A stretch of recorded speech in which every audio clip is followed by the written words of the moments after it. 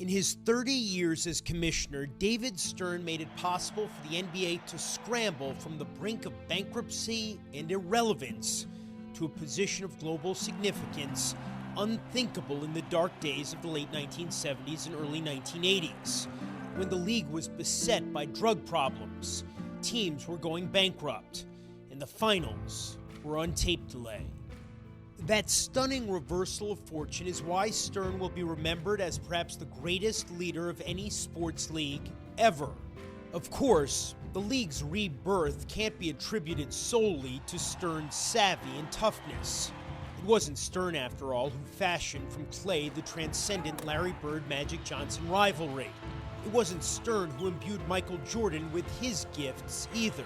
But make no mistake, there might be no other sports executive ever who so adeptly utilized the tools at his disposal.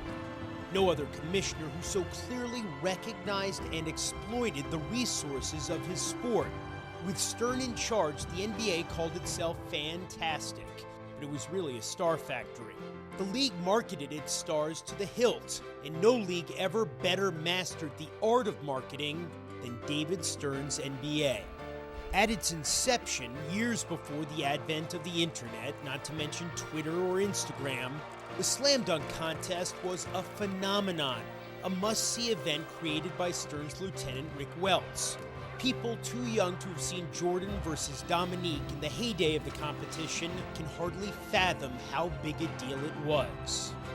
Then, in 1992, there was the Dream Team, the ultimate expression of Stern's strategic thinking, of his desire to make the league a global brand. With Jordan and Magic and Barkley all in Olympic uniforms, the world was suddenly safe for Stern's unique brand of basketball diplomacy and capitalism, with the entire planet turned into a marketplace for NBA TV rights, and eventually LeBron James jerseys. 10 years after the first Dream Team won gold in Barcelona, Yao Ming was the top overall pick in the draft. This was not coincidence. In its own way, Yao's arrival was a milestone on the same order of magnitude as the Magic-Bird rivalry and the rise of Michael Jordan. There is a good reason why David Stern had a seat on the Council on Foreign Relations. In terms of his management style, Stern was not a man to be trifled with. He could be intimidating, demanding, imperious. In fact, all of the above. Why was the Lakers for Chris Paul trade not an acceptable deal for you? Well, your question indicates that you don't understand the capacity in which I was acting. But he could also be charming and refreshingly blunt and honest, even on the subject of the owners for whom he worked. For example, when the New York Knicks lost a court battle about sexual harassment in their front office. It demonstrates that they're not a model of intelligent management.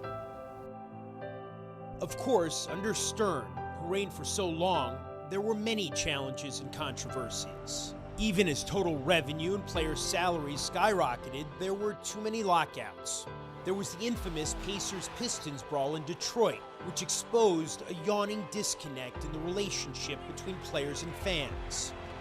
Tim Donaghy, a veteran NBA referee, went to prison on gambling-related charges.